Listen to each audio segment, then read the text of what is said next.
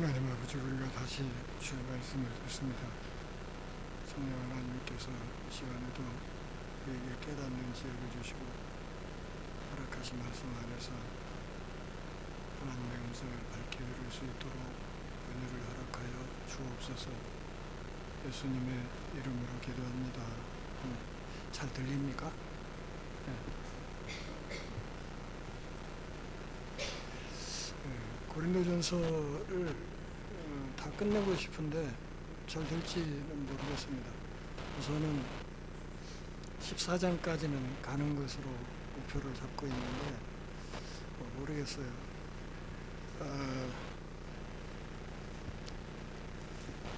오늘 본문 이야기는 주제가 뭐예요? 뭘 말하고 지금 어떤 걸 지금 이야기하고 있나? 사도 바울이 요즘 우리식으로 그냥 쉽게 얘기를 해서 돈 얘기예요. 돈 얘기. 이 돈 이야기. 그러니까 이 돈 이야기를 하는 것이 바울의 입장에서 꽤 껄끄러웠을 것이다 그 생각을 해요. 그리고 저는 지난 33년 동안 이 교회에서 일을 하면서 단 한 번도 교인들 앞에 내가 목사다, 내가 목사요, 이 이야기를 한 번도 한 적이 없었습니다. 왜냐하면 우리 교인 중에 그 누구도 당신이 목사야? 이런 얘기를 하는 사람이 없었기 때문입니다. 그런데 사도 바울은 지금 오늘 본문, 지난번에도 그런 얘기를 했었지만 오늘 본문에서도 자기 입으로 뭐라고 자꾸 얘기를 해요? 내가 사도다, 그 얘기를 지금 계속해요. 그러면 그 이면에는 지금 고린도 교회 안에 어떤 흐름이 있다? 당신이 사도야? 이렇게 생각하고 그 사도권을 부정하려는 움직임이 있다는 거예요. 바울이 그걸 알고 있고, 그래서 그 문제를 바로잡지 않으면 저희가 전하는 이 복음 자체가 먹혀들지 않는다는 사실을 알고 있었기 때문에 불편하지만 자기 입으로 내가 사도다 하는 이야기를 계속하고, 아울러서 저희가 사도인 증거를 계속해서 고린도 교인들 앞에 들이대고 있는 것을 알 수 있습니다. 언젠가 그런 프로 있었죠. 나는 가수다. 저는 그 나가수라고 했죠. 줄여서. 그 프로를 보면서 항상 우습게 생각했던 것이 그런 거였어요. 누가 늦들고 가수 아니래? 이런 생각을 늘 하면서 그 프로그램을 봤었는데, 가수들이 나와서 노래하면서 나는 가수다 하는 게 웃기잖아요. 그런 것처럼 사도 바울이 9장에 이 이야기를 하는, 이런 이야기를 굳이 해야만 되는 그 아픈 속내를 우리가 좀 잘 이해하는 것이 정말 중요하겠다는 생각을 합니다. 오늘 본문을 잘 이해하려면 두 가지를 좀 미리 좀 정리를 하고 가야 됩니다. 첫째, 1세기 당시의 노동 혹은 노동자, 노동을 하는 노동자들에 대한 당시 사람들의 시선이 어떠했는지를 이해를 할 필요가 있고, 두 번째로는 오늘 신명기를 인용해서 율법에도 이렇게 하지 않느냐 이야기한 것처럼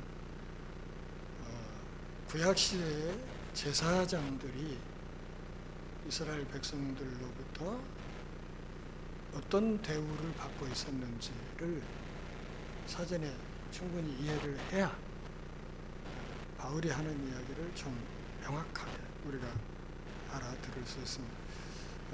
제가 국민학교 다닐 때 학교에서 가끔씩 장래 희망을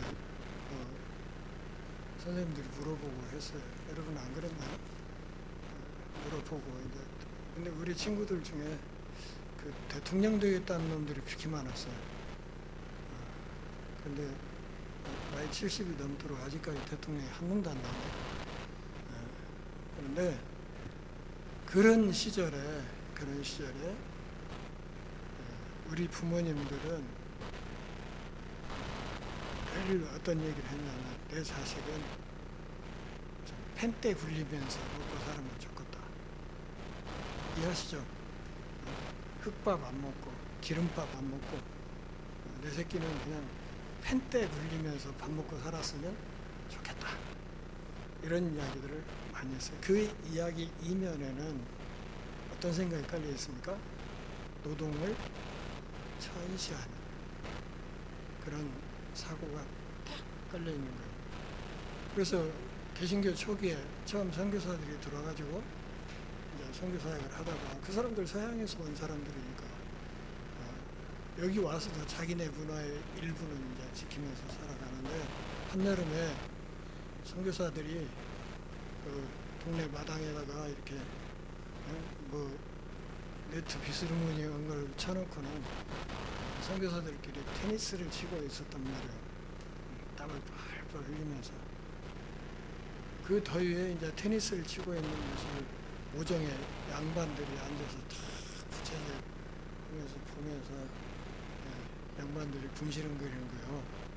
미친놈들, 좋은 놈 시키면 될 걸.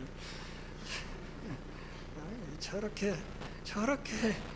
땀 뻘뻘 흘리면서 지랄들 하고 있다고 그랬다는 얘기가 있어요. 역시 마찬가지로 노동을 천시하는 그런 사고가 머릿속에 다 깔려 있었던 거죠. 육체노동을 1세기 당시 헬라 문화권에서도 멸시했어요. 그걸 천하게 생각을 했고요. 특별히 이제 노예들이 있고 노예가 아닌 자유민들이 있는데 자유민들은 노동을 일체하지 않았어요. 모든 노동은 누가 해요? 노예가 하는 거예요. 그래서 아리스토텔레스 같은 철학자도 사람을 두 부류로 나눠서 얘기를 했어요. 첫째가 교양 있는 계급, 먹물 들어간 계급이란 말이에요. 교양 있는 계급. 두 번째가 육체 노동자. 두 부류로 나눴어요. 근데 이 육체 노동자가 하급이라고 생각을 했어요. 하급. 아리스토텔레스가 그랬던 거예요. 심지어는 이 하급인 육체 노동자들을 그들을 교육시키는 것 자체가 아주 잘못된 거다. 어디 생각나죠? 우리나라도 저 어릴 때만 해도 그랬어요. 여성들, 딸내미들 학교 안 보냈다고. 에? 안 보내서 이름도 안 지어주고 학교도 안 보내고 그냥 집에서 십자수나 놓게 하고 그랬던 그 분위기가 지금도 있는 거예요. 지금도 우리 교단 총회가 지금 열리고 있는데 총회 현장에 가보면 전부 고추 달린 놈들만 이렇게 검은 양복 입고 모조리 모여서 앉아 있다고요. 그리고 여성들이 하는 짓은 딱 하나 있었는데 어저께 총회 임원들 교체할 때 새로운 임원, 총회장, 부총회장 된 사람들 딱 서 있는 데 가서 꽃다발 증정하는 것만 우리 교단 여성들이 가서 했어요. 그 외에는 여성들은 할 일이 없는 거예요. 지금 그러고 있다고, 교회 안에서도. 그래서 가르칠 필요도 없다고 이야기를 했습니다. 이런 시대에 소크라테스와 플라톤은 사람들을 이렇게 자기 철학을 가르치는데 무료로 가르쳤어요. 그러니까 수강료를 안 받고 무료로 가르쳤어요. 그렇게 하니까 이 소크라테스와 플라톤을 비난하는 다른 철학자 무리에서 뭐라고 이야기를 했냐면 저 녀석들이 강사료를 안 받는 것은 자기들의 가르침이 가치가 없기 때문에, 다시 말하면 자기들이 제대로 된 선생이 아니기 때문에 강사료를 안 받는 거다, 이렇게 비난을 했어요. 지금 이 얘기 여러분 잘 알아듣고 계셔야 돼요. 그러니까 돈을 안 받겠다 하면 아주 쉽게 어떻게 간다고? 실력 없는 사람으로, 실력이 없으니까 지가 돈 안 받으려고 하지, 이렇게 간다는 얘기요. 그런 분위기가 팽배한 사회에서 지금 사도 바울이 사역을 하는 거예요. 그리고 유대교의 모든 랍비들도 제자들을 가르칠 때 무상으로 가르쳐야 된다. 따라서 그러면 랍비들은 어떻게 살아야 되냐? 생업을 위해서 직업을 가져야 된다고 생각하고 있었어요. 그래서 사도 바울도 랍비였지만 가죽 무두지라는 그 일을 하고 있었잖아요. 그 유대교에서 그렇게 생각하기 때문에 그래서.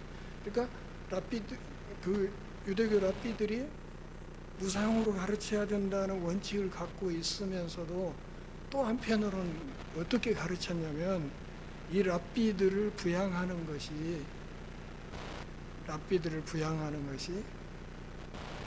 가장 공덕을 크게 쌓는 일이다, 또 이렇게 가르쳤어요, 한쪽에서는. 그러니까 무상으로 가르쳐야 된다고 하면서도 한편으로는 랍비들을 섬기고 부양하는 것이 가장 큰 공덕을 쌓는 것이다. 그래서 랍비들을 잘 섬긴 사람들은 천국에서 가장 좋은 자리를 차지한다, 이렇게 가르치고 있었습니다. 그래서 많은 사람들이 랍비들의 모든 필요를 공급하려고 그렇게 애썼던 흔적들이 있습니다. 제가 드린 이야기 중에서 굉장히 중요한, 여러분들이 기억해야 될 건 뭐냐면, 수강료를 받지 않으면 어떻게 생각한다고? 실력 없다고 생각한다. 그러니까 지구들이 돈 받기에 돈 받을 만한 떳떳한 뭐가 없으니까 돈 안 받으려고 한다, 이렇게 몰아치는 경향이 있었다. 그런 분위기에서 사도 바울이 지금 고린도 교회로부터 교인들의 지원을 안 받은 거예요. 안 받으니까 바울을 비난하는 무리들 입에서 어떤 얘기가 나오는 거예요? 지가 실력도 없고 진짜 사도도 아니고, 그러니까 쫄아가지고 돈을 안 받는 거지, 이렇게 몰고 간 거예요. 그래서 사도 바울이 오늘 본문에서 내가 왜 여러분들로부터 지원을 안 받는지 하는 이유를 14절까지 아주 그냥 굉장히 여러 이야기를 해가면서 지금 변증을 하고 있는 거예요. 그 다음에 구약시대 성전에서 봉사하던 제사장들이 어떤 대우를 받았는지를 좀 잘 이해할 필요가 있어요. 왜냐하면 이걸 이해하면 사도 바울이 내가 여러분들로부터 이러이러한 대우를 받을 자격이 있다고 하는 말을 이해할 수 있는 거예요. 이걸 이해해야. 자, 구약에 5대 제사가 있죠. 자, 제일 먼저 뭐가 있어요? 번제. 번제는 제물을 가지고 와서 어떻게 드리는 제사예요? 그걸 다 태워드리는 제사죠. 완전히 태워서 하나님 앞에. 그러니까 남는 고기가 있어요, 없어요? 그러면 제사장은 차지하는 게 없네? 그게 아니요. 그게 아니고, 번제로 드리기 전에 짐승 가죽을 벗기잖아. 그 가죽이 제사장에게 돌아갔어요. 그래가지고 제사장들이 그 가죽 장사를 해서 엄청난 돈을 많이 벌었어요. 그러니까 가죽은 모조리 제사장 몫이에요. 그 다음에 두 번째, 속죄제와 속건제. 이것은 제물을 가져오면 그 고기 중에서 기름만 하나님 앞에 드리죠. 사실 고기 안에 있는 기름이 맛있잖아요. 그게 제일 맛있는 데예요. 고기에 기름이 완전히 싹 빠져버리고 살코기만 있으면 진짜 뻑뻑해서 먹기 어렵습니다. 그러죠? 제일 맛있는 부위를 하나님께 드리고 나머지 기름을 뺀 나머지는 오조리 제사장에게 갔어요. 오조리 제사장. 그 다음에 소재. 곡식 가루로 드리는 제사가 있죠. 소재, 밀가루나 포도주나 기름 이런 걸 바치면 소재가 끝나고 그 모든 것이 다 누구? 제사장에게 갔어요. 그러면 제사장이 그걸 받으면, 여러분 우리 그 선조들 여름에 일할 때 그 셋밥 가지고 나가면 먹기 전에 뭐예요? 고수리 하죠. 한 숟갈씩 떠갖고 제사장들 그렇게 했어요. 아주 상징적인 조금 하나님께 드리는 신용만 하고 나머지는 전부 자기들이 가졌어요. 제사장들이 그 들어온 곡식들을 다 가졌어요. 다. 그 다음에 화목제. 화목제는 기름과 내장을 번제로 드리죠. 그래서 남은 고기 중에 가슴, 짐승의 가슴 부위와 오른쪽 어깨 부위를 제사장에게 주고, 그 나머지 부분은 회중들과 함께 나눠서 함께 잔치를 한 거예요. 그게 화목제사예요. 화목제사. 그래서 이 5대 제사를 하는 과정에서 제사장에게 들어간 것이 어느 정도인지를 생각을 해보세요. 굉장히 많이 들어갔겠죠. 또 그거 외에 7작물이 있어요. 7가지 작물. 밀, 보리, 포도, 무화과, 석류, 올리브, 꿀, 이런 것들의 첫 열매는 무조건 제사장에게 다 줬어요. 첫 수확한 거. 그래서 모조리 제사장에게 주었어요. 그 다음에 테루마라고 해서 모든 재배 작물 가운데서 가장 좋은 열매, 그것을 제사장에게 주고, 그리고 모든 작물 평균의 50분의 1은 다 제사장에게 또 줬어요. 그 다음에 11조. 11조는 레위인 몫으로 드린 것인데, 이 레위인에게 준 11조의 11조를 또 제사장이 줬어요. 그러니까 제사장이 받는 것은 뭐예요? 101조죠. 101조를 받은 것이죠. 그 다음에 할라라고 해서 반죽한 떡, 밀, 보리, 귀리, 호밀에 반죽한 떡, 이것을 각 개인이 24분의 1을 제사장에게 줬어요. 자, 합쳐보세요. 구약의 제사장들이 얼마를 받고 있었는지. 이런 이유로 제사장들은 악명이 높았어요. 왜? 요즘 뭐 대형교 목사들이 욕먹는 것과 똑같은 이치예요. 방금 제가 말씀드린 거 합산해봐요. 제사장에게 얼마가 들어가는지. 악명이 아주 높았어요. 평범한 유대인들은 일주일에 한 번 고기를 먹는데, 제사장들은 이렇게 제물로 들어온 고기가 넘쳐나니까 그냥 쉽게 제가 표현을 하면 전부 일본 스모 선수처럼 된 거예요. 일본 스모 선수처럼. 그래서 제사장들의 직업병이 비만, 그걸로 인한 성인병, 그래서 일찍 죽는 사람이 많았어요. 그래서 아주 사치스러운 생활을 많이 했고, 경제적으로 이제 여유가 있으니까 또 탐욕스러운 사람도 많았고, 소위 하나님을 섬기는 이 신앙, 이것이 치부의 수단이 됐어요. 그러니까 돈을 많이 모으려면 제사장이 되면 되는 거예요. 그런 상황이었어요. 이런 상황에서 사도 바울은 정반대의 극단을 선택한 거예요. 일체 지원을 받지 않겠다. 지원받은 교회가 하나 있었죠? 어디? 어느 교회? 빌립보 교회에 책을 써줘도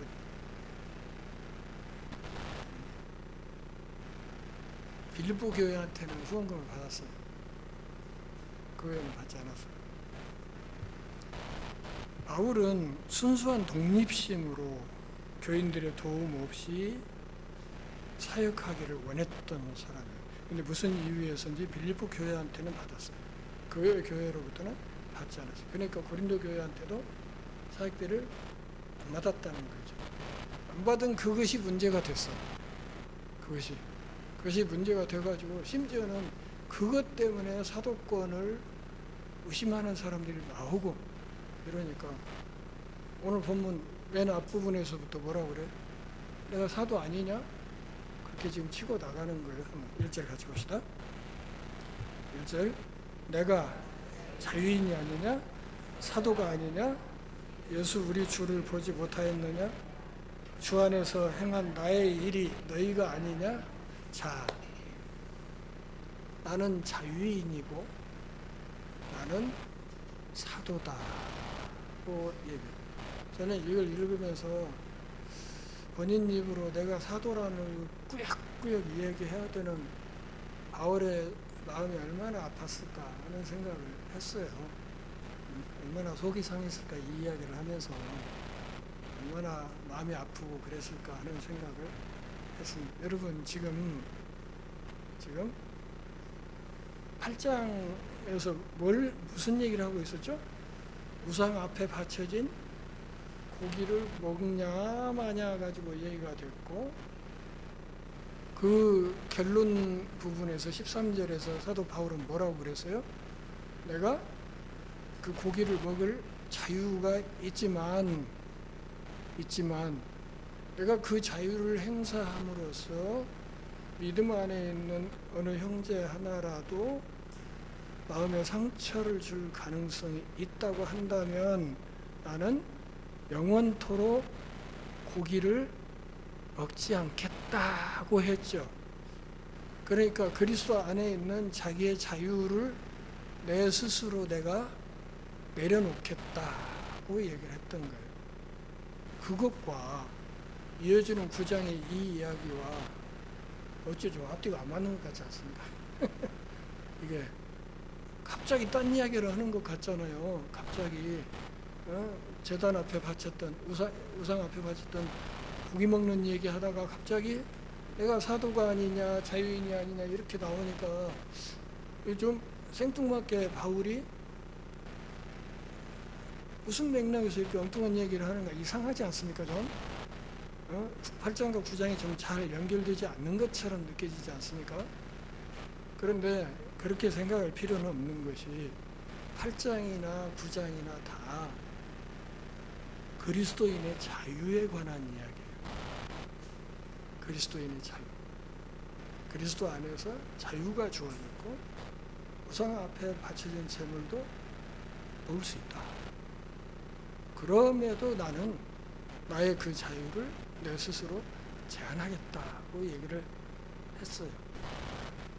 다만 8장에서 다룬 우상 앞에 바쳐진 재물이라는 이 목적물이 9장에서는 고린도 교회가 사도에게 베풀 수 있는 지원, 사도를 향한 고린도 교회의 후원, 이것으로 바뀌었을 뿐이지 내용은 똑같은 거예요.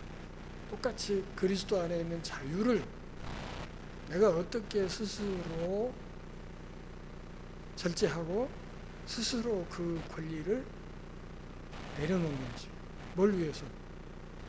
교회 공동체를 위해서, 또 내가 전하는 복음의 영광을 위해서, 그걸 위해서 내가 내려놓는 것이죠.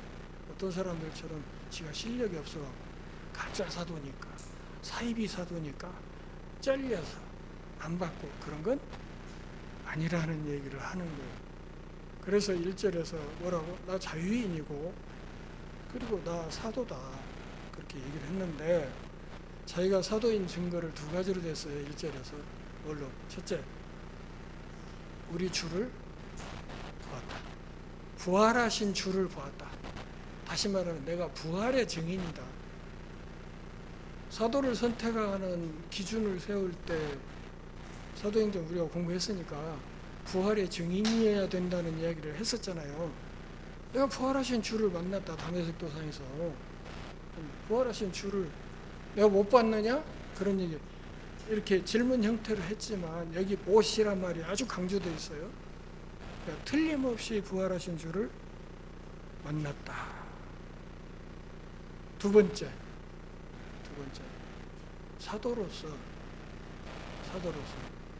내 사역의 열매가 있다. 사도로서 내가 사역한 열매가 있다. 그 열매가 누구라는 거예요?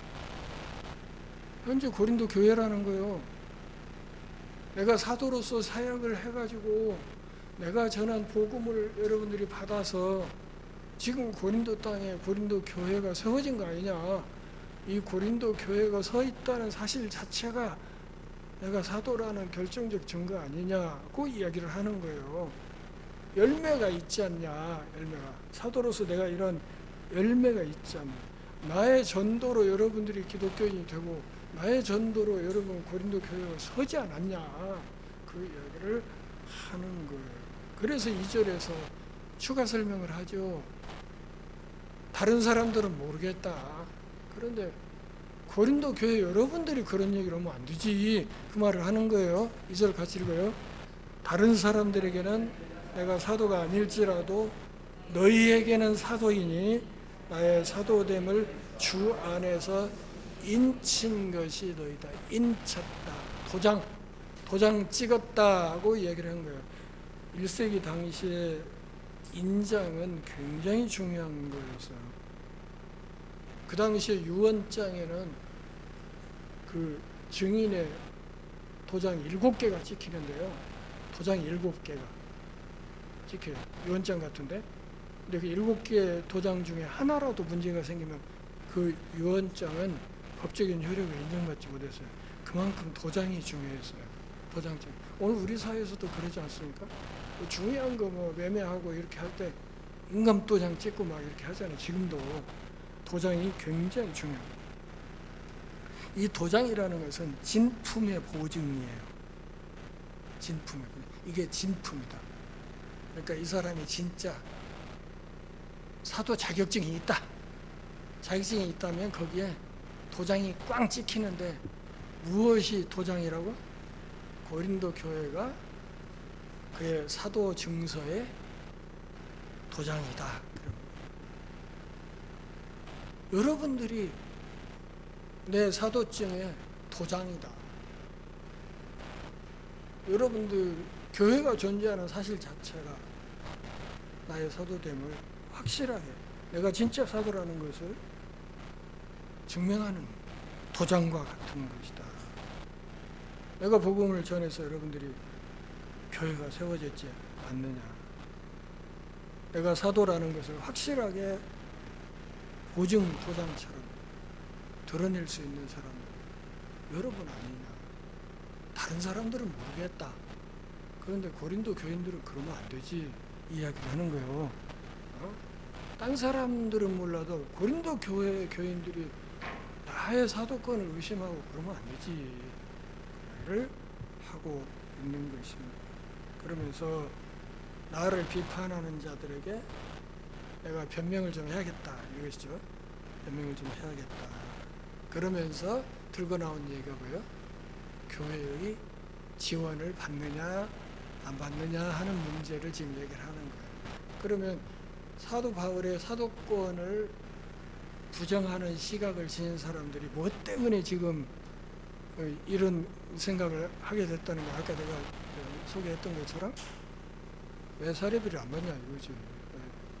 왜 우리 교회에서 주는 교회의 지원을 왜 안 받으려고 하냐 네가 진짜 사도가 아니니까 좀 캥겨서 그러는 거 아니오.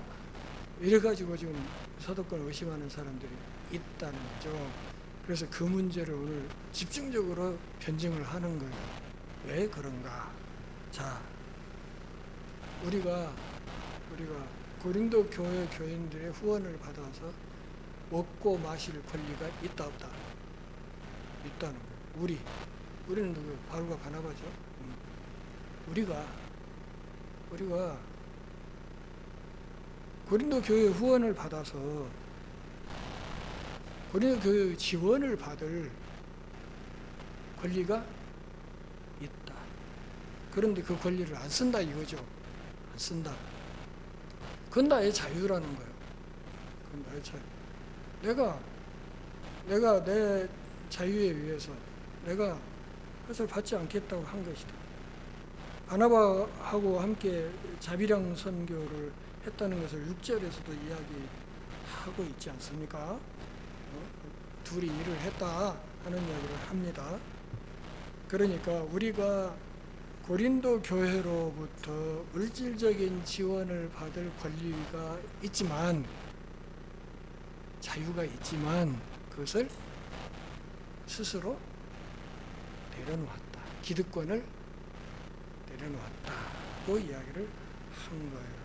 또 5절, 우리가 다른 사도들과 주의 형제들과 게바와 같이 믿음에 참여된 아내를 데리고 다닐 권리가 없겠는가?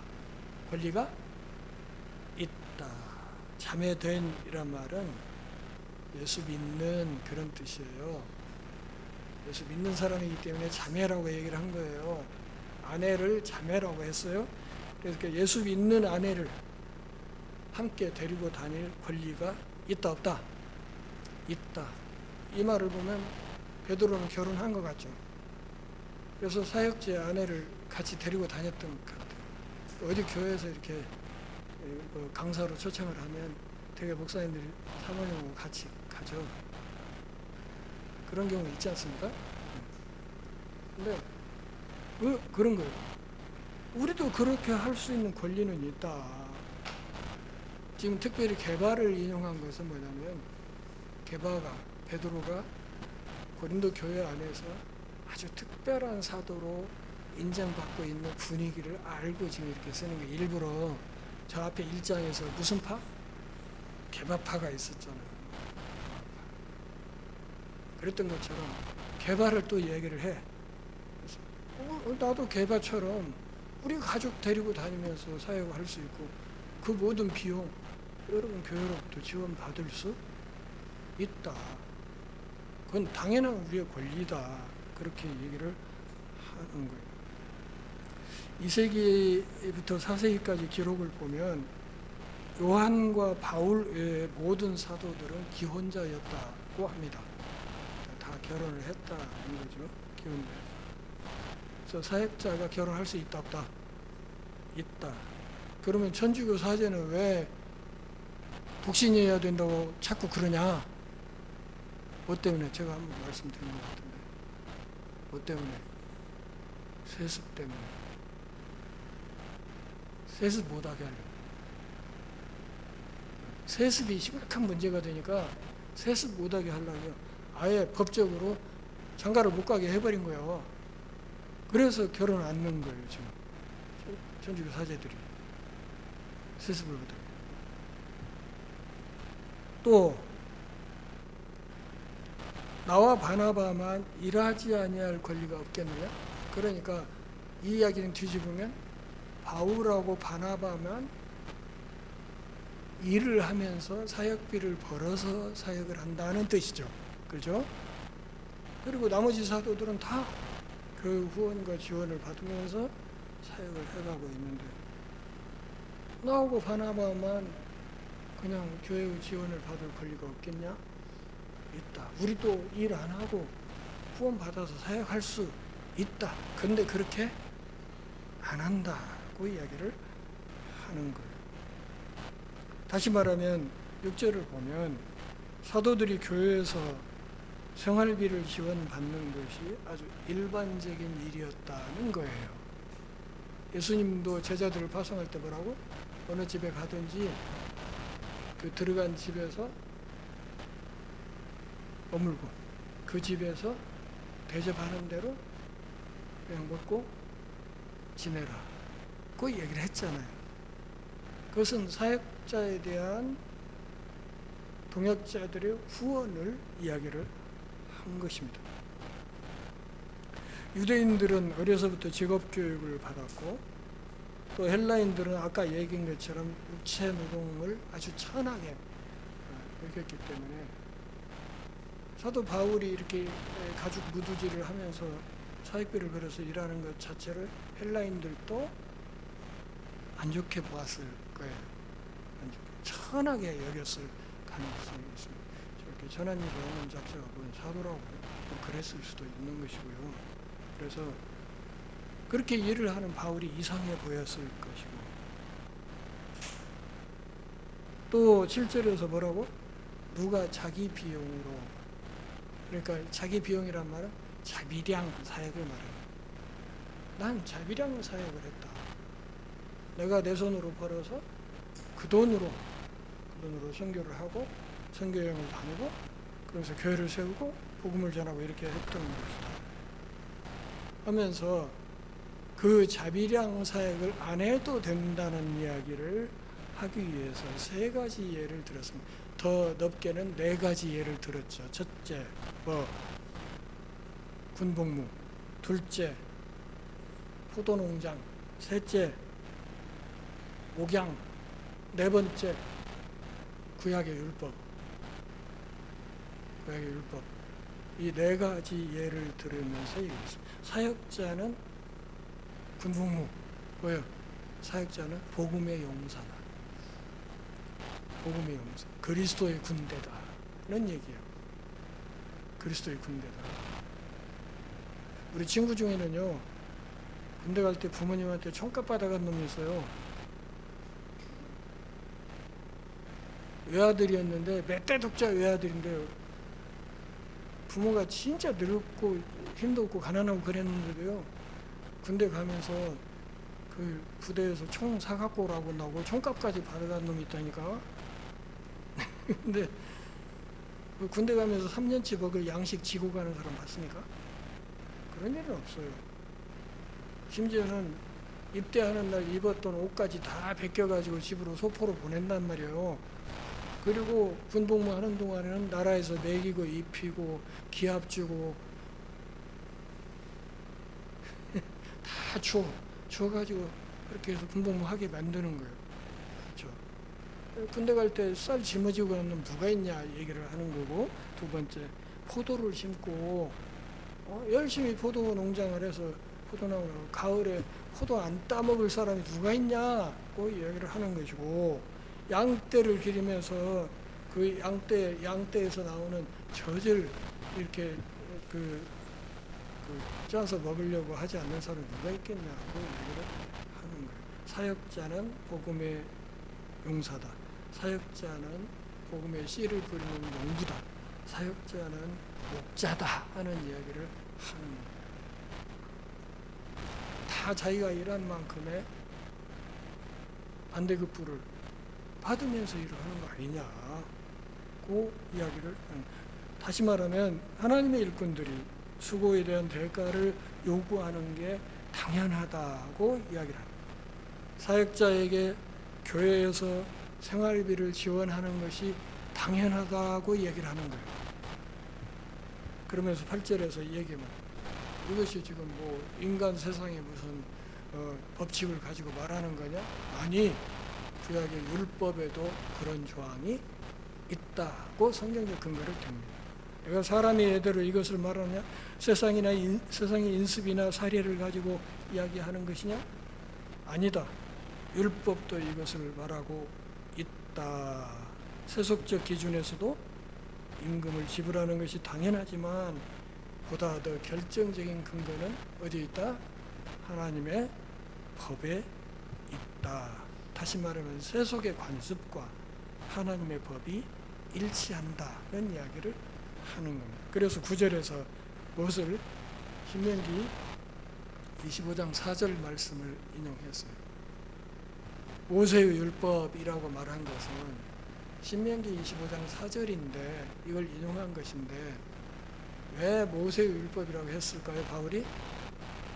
바울이 이 편지를 쓸 때는 성경 전체에 장절 표시가 안 돼 있었어요.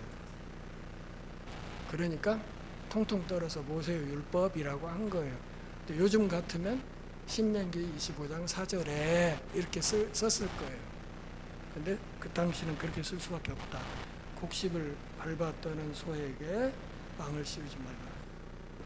디딜방 혹은 연자방아로 곡식을 씌웠죠. 네? 소를 이렇게 빙빙빙 돌려가면서 이렇게 찢는. 그래서 이집트에서는 그 연자방아를 돌리는 그 소의 입에 망을 씌워서 일을 시켰다고 해요. 입에 망. 근데 하나님의 율법에서는 그러지 말라고. 그 일을 하는 소도 돌면서도 필요한 것은 먹어야 된다고. 그래서 하나님의 법은, 모세 율법은 이집트 법과는 또 달랐다는 사실을 볼 수 있어요. 다시 말하면 하나님은 연자맷돌을 돌리는 짐승과 자연에까지 관심을 갖고 사랑을 베푸시는 분이시다. 그런 하나님이 사람에게 관심이 없겠냐? 더더군다나 당신의 복음을 전하는 일꾼에게 관심이 없겠냐? 그 이야기를 하고 있는 거죠.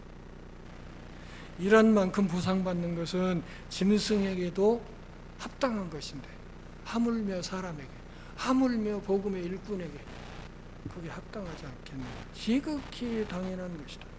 짐승을 소중히 여기는 하나님은 사람은 더 소중히 여길 거 아니냐? 사람을 소중히 여기는 그분이, 복음의 일꾼은 또 귀하게 여길 거 아니냐? 여기서 말하는 건 뭐예요? 인간들, 또 교회 공동체의 모든 식구들은 서로를 소중히 여겨야 됩니다.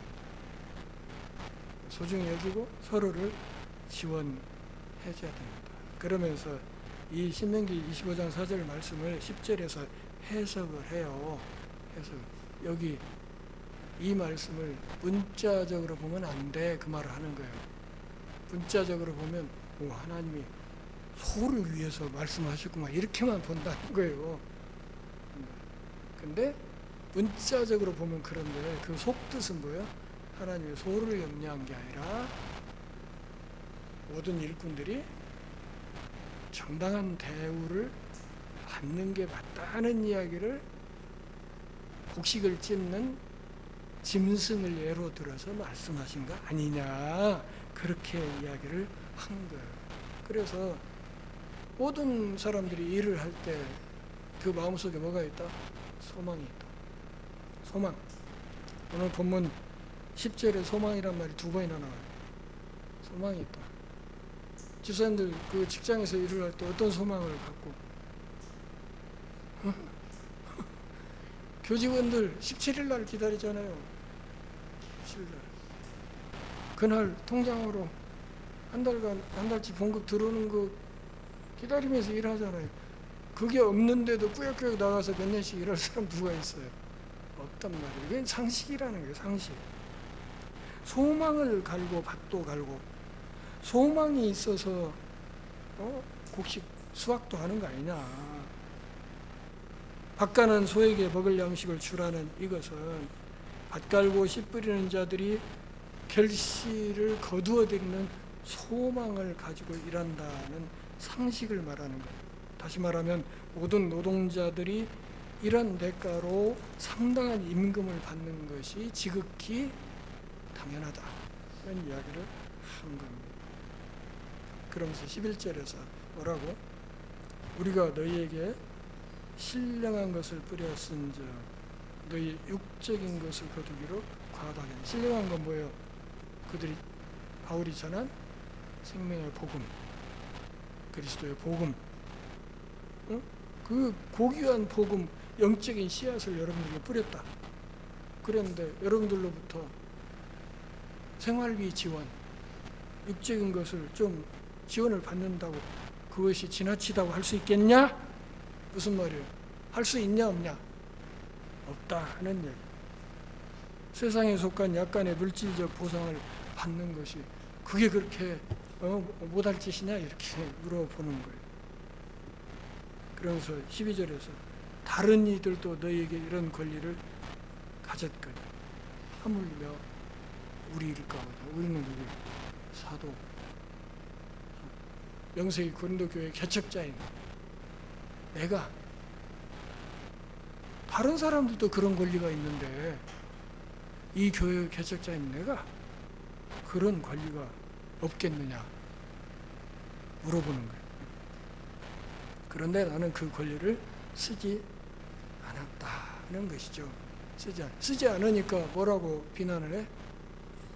바울 사도를 진짜 사도가 아닌 낮은 등급의 사도라고 매도하는 거예요. 지가 실력 없고 자신 없고 떳떳지 못하니까 진짜 사도가 아니니까 제가 안 받으려고 이렇게 몰고 갔다는 거예요. 그러나 범사에 그가 참은 것은 무엇 때문이라고? 그리스도의 복음에 아무 장애가 없게 하려. 다시 말하면 그가 고린도 교회의 지원을 받음으로써 어떤 오해? 또 한편의 사람들로부터는 어떤 오해? 돈 벌려고 지금 사도짓을 한다 하는 이런 오해를 방지하기 위해서다 그런 거예요.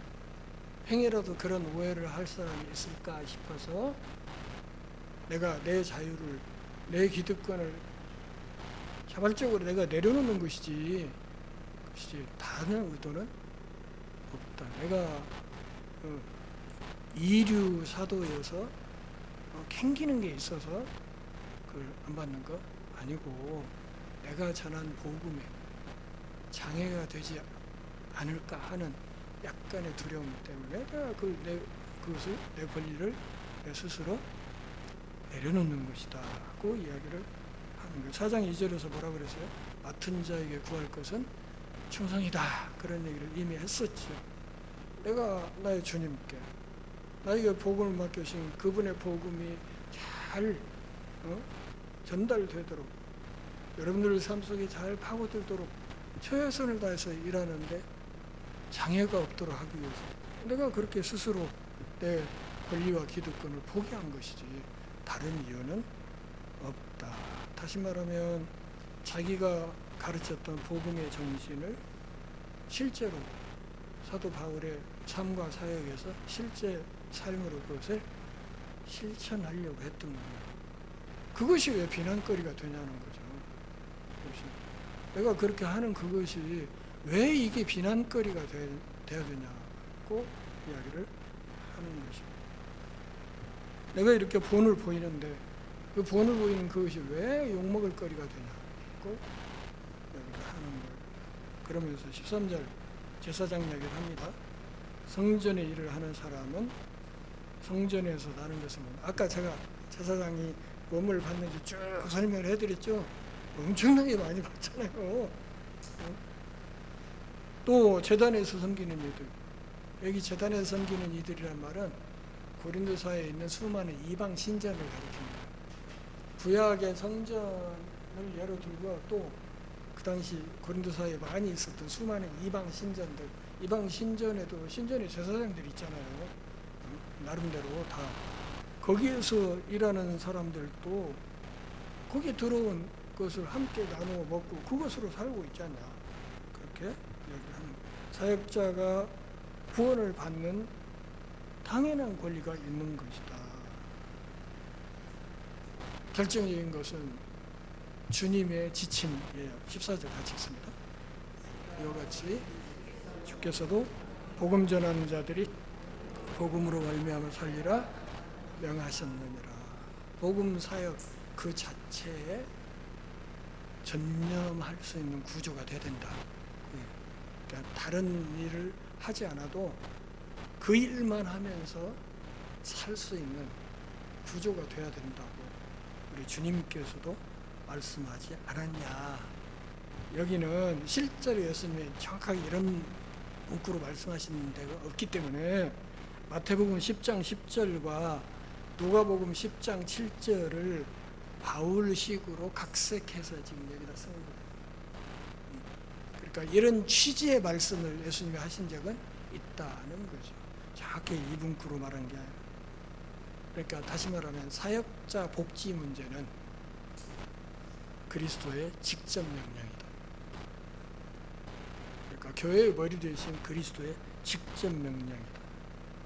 자, 이렇게 얘기를 하면 바울이 여기까지 복음 전하는 자들은 복음으로 말미암아 살리라 이렇게 명했다는 얘기를 하면 오해하면 또 어떻게 들려 이게? 돈 더 달라는 얘기 아니야? 이렇게 오해할 수 있는 얘기죠. 그렇지 않습니까? 이게 참 돈 문제가 어려운 얘기잖아요. 어려운 거. 돈 더 달라는 거 뭐요? 이렇게 오해할 수도 있지 않습니까? 그래서 바울의 이 이야기는 다음 시간에 또 계속 이어집니다. 아직 다 끝난 게 아니에요. 좀 더 보충 설명이 필요하게 되어 있어요. 오해하면 안 된다는 것이죠. 중요한 것은 엊그저께 우리 조 목사님하고도 밥 먹으면서 한 얘기지만 저는 메신저예요. 지금 고린도전서 9장을 전달하고 있잖아요. 전달하는 사람이에요. 그리고 메시지는 뭐예요? 오늘 고린도전서 9장 앞부분이죠. 메시지가 있고 메신저가 있어요. 근데 이게 연동되어 있어요. 다시 말하면 메신저에 대한 신뢰가 그가 전하는 메시지의 진정성을 담보해요. 그러니까 제가 여기서 아무리 천사가 나중에 13장 사랑장에서도 뭐 천사의 말을 할지라도 그런 얘기가 있는데 아무리 천사 같은 소리를 내가 해도 마음속으로 어느 저래 이래버리면 제가 하는 이야기 이 복음의 메시지는 그 사람의 마음속으로 절대 파고들지 못해요. 그래서 메신저에 대한 신뢰도가 그가 전하는 메시지의 신뢰도를 결정적으로 좌우하는 거예요. 그가 전하는 사람을 믿을 수 있어야 그가 전하는 말을 믿는 거예요. 그래서 바울이 지금 사도권을 변증하는데 이렇게 목을 메고 있는 거예요. 여러분들이 나를 사도로 인정하지 않으면 그건 여러분이나 나나 서로 끝나는 거야. 그 얘기를 하고 있는 거죠. 나의 사도권을 인정 안 하면 여러분도 끝난 거야. 나도 끝난 것이고 함께 죽는 거야. 이 이야기를 지금 하고 있는 것이다. 그럼 사도 바울이 무슨 이야기를 하고 있습니까? 복음의 불명예를 안기거나 방해가 되는 일은 내가 절대 하지 않겠다. 이런 결심을 지금 이야기하는 거예요. 내가 입으로 전하는 나의 메시지와 모순되는 어떤 것도 내 삶에서는 허용하지 않겠다. 다시 말하면 내가 설교한 대로 살겠다. 그것이 내 본심이고 내 진심이다. 그렇게 이야기를 한 겁니다. 제가 감사한 것은 지난 30몇 년간 이 교회에서 일을 하면서 단 한 번도 교회 앞에 제 생활비 이야기를 한 적이 없어요. 한 적은 있네. 연말 되면 재정부에다가 동결시키세요. 소리는 몇 번 했어요. 근데 그걸 얼마를 어떻게 주세요? 왜 안 주세요? 이래 본 적이 한 번도 없습니다.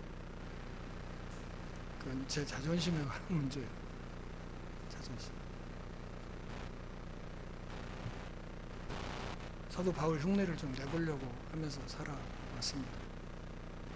사도 바울이 지금 고린도 교회 앞에 스스로 자신의 권리를 놓겠다고 하는 그 이유가 고린도 교인들이 생각하는 것처럼 그가 2급 사도이고 실력이 없고 그게 아니고 내가 전하는 이 복음에 행여라도 악영향을 끼칠까 노심초사하는 마음에서 스스로의 권리와 기득권을 자발적으로 내려놓은 것이다. 그것은 고기를 먹지 않겠다고 결심한 것과도 같은 이야기다 하는 말씀을 드립니다. 기도하겠습니다. 하나님 아버지, 오늘 또 우리가 주의 말씀 앞에서 우리 신앙의 엇깃을 여미는 기회 주셔서 고맙습니다. 사도 바울 같은 귀한 일꾼들이 이 교회 안에 많이 세워질 수 있도록 은혜를 허락하여 주옵소서. 예수님의 이름으로 기도합니다. 아멘.